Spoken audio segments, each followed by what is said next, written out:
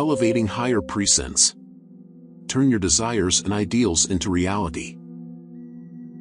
Created from the book, How to Turn Your Desires and Ideals into Reality, by Brown Landone. Welcome and thank you for elevating higher with us. For more elevating content, share, like, subscribe, turn on notifications, and become a member. A desire with a body or an ideal with a heart always becomes a reality. Now let's begin elevating higher. Chapter 2. Can you, yourself, make your ideals become realities? Some of you are endowed with faith and some beset with doubt. Of those endowed with faith based upon spiritual knowledge, there is not one whose faith is not weakened a little by trifling doubts.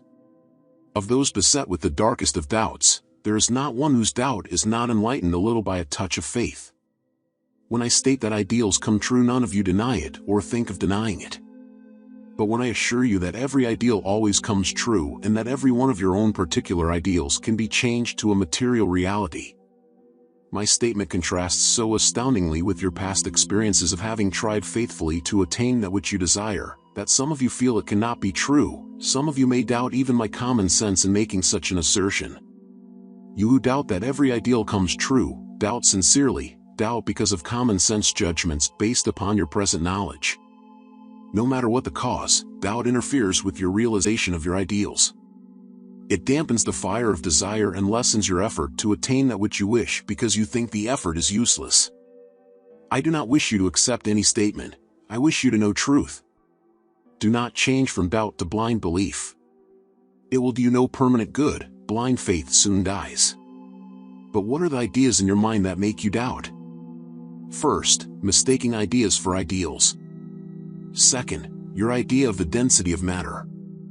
Third, your idea of the solidity of matter.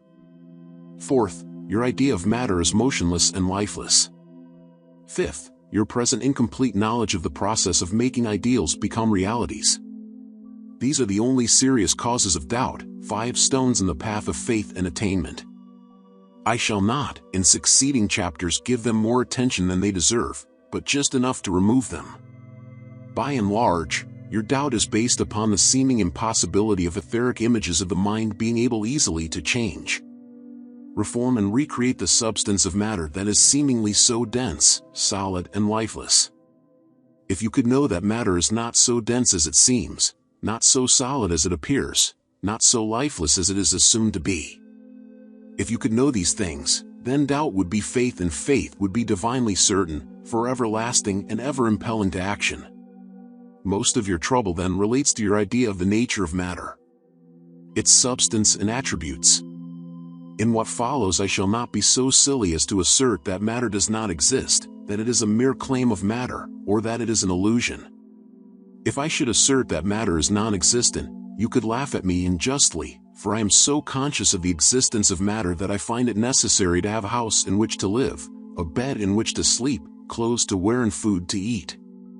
If I should assert that matter is a mere claim of being matter, I would corner myself. When people owe me money, I am not content with the claim, I prefer the money itself. If I should state that matter is an illusion of the mind, you could, knowing the certainty of the law, that only like perceives like, smile to yourself over the idea that nothing but an illusionary mind could conceive an illusionary world. Eat illusionary vegetables, wear illusionary shirts, handle illusionary money. Use and depend upon 10,000 illusionary things and live upon an illusionary earth. I hold that matter is existent and that it is very unwise and detrimental to deny its existence and attempt to live up to the denial. For instance, to deny the existence of material food and try to live without it. But I hold also that it is lack of knowledge of the true nature of matter that makes us think of it as dense, solid, motionless, and lifeless. If in our greater knowledge of matter we find that it is only energy, in reality, that it is not restricted energy but infinite energy, and that it is of the same substance as spirit, then our concept of matter becomes so like our concept of the substance, of which ideals are made, that it is possible for us to perceive some definite connection, a real relation, perhaps a similarity, perhaps even a coexistence of the substance of every ideal and the substance of every material reality. With such knowledge found in the next succeeding chapters, our faith that ideals come true, because they are of the same substance as matter, can be and is justified. Such faith will fire anew our ideals and desires and impel us to cease no effort until they become realities. And with knowledge of the process of attainment, we shall know by experience that it is not so difficult as it once seemed. And you, yourself, can make your ideals become realities. Faith is the substance of things hoped for. Ideals are the substance of the things that are. Thank you for elevating higher with us. Share, like, subscribe, and turn on notifications.